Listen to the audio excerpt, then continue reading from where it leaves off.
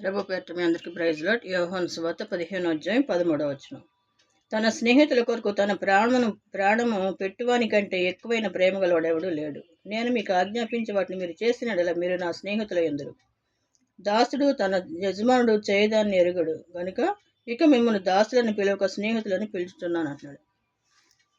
దేవుడు మనల్ని స్నేహితులు అంటున్నాడు. మనం స్నేహం చేయాలి దేవునితో. ఈ లోక స్నేహాలు దేవునికి వైరం. ఆయనతో మనం స్నేహం చేసినప్పుడు మిమ్మల్ని దాసులను మీరు నా కుమారులు అంటాను అంటున్నాడు.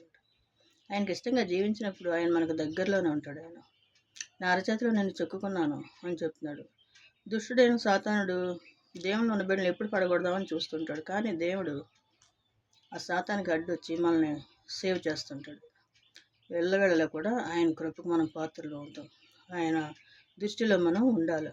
దేవుని కృప మనందరికీ తోడై ఉండును గాక. ఆమేన్.